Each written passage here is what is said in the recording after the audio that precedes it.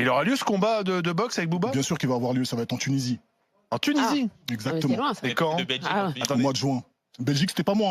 Hein. L'idée du combat, c'est pas mon idée. Hein. On Non. est d'accord là-dessus quand Ouais, même. ouais. Ok, d'accord. Donc moi, je n'ai fait que répondre comme d'habitude. Mais vous avez le Voilà. contrat? Oui, je l'ai, ouais. En Ça Belgique, sera on se en répète. Tunisie. Pourquoi en Tunisie? Parce que c'est là-bas que ça va se passer, c'est tout. D'accord. En terrain neutre, si je puis dire. Ouais, terrain neutre, ouais. Et tous les coups seront permis? Non, parce qu'il y a des règles dans le MMA quand même. Ah oui. On n'a pas le droit de mettre des doigts dans les yeux. C'est l'étranglement, je crois, c'est ça? Non, on n'a pas le droit de mettre les doigts dans les yeux. On n'a Ah, pas le droit quand même. de tirer les oreilles, tout ça. On n'a pas le droit. Mais Et en vous suivez, hein.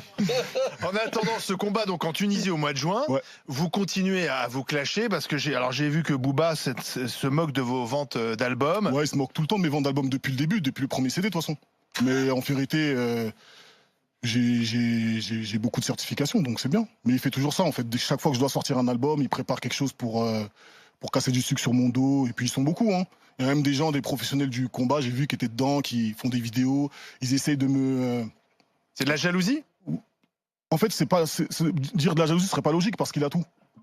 Je pense qu'il fait juste une fixette sur moi et il a décidé d'arrêter ma carrière et bon voilà quoi. Donc c'est son boulot. Donc il fait en sorte que beaucoup de gens me détestent, beaucoup de gens ne m'aiment pas. Et puis bon voilà quoi. Moi de toute façon j'ai toujours commencé mes ventes. Tout doucement. J'ai jamais eu j'ai jamais commencé avec un disque d'or la première semaine. Moi je commence toujours à 14 000. Mon album Hors Noir il avait fait 19 000. Le deuxième avait fait 14 000. Après j'ai fait 18. Je commence toujours comme ça et après je finis à 100 et quelques. Donc je me bats, je continue même s'il m'insulte, même s'il essaie de casser du sucre. Dès que je vais sortir un clip, je sais qu'il va en sortir un ou il va sortir un truc. Je sais qu'il va faire quelque chose puisque c'est son truc en fait. Il fait une fixette sur moi. Mais moi je continue. Je fais comme si des fois de rien n'était et des fois quand les insultes sont un peu trop grosses, je réponds. En fait, c'est vous avancez, mais vous l'avez toujours sur le dos, quoi. Toujours. Je l'ai sur le dos depuis 6 ans.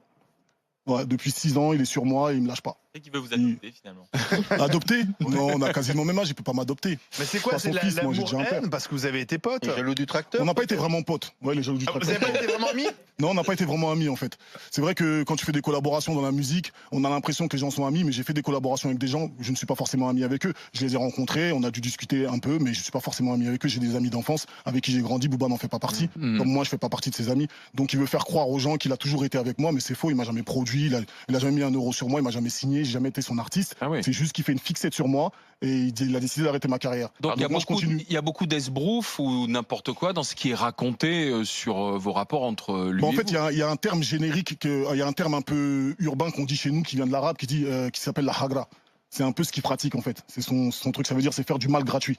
C'est s'en prendre aux gens gratuitement. Il n'y a d'accord. pas que moi, hein, il y a beaucoup d'artistes comme ça. Hein. Vous savez, on peut citer beaucoup de noms. Hein. Ça va de Gims, à l'époque c'était Cynic, Diams. Bon, D'accord. aujourd'hui Mais est-ce c'est que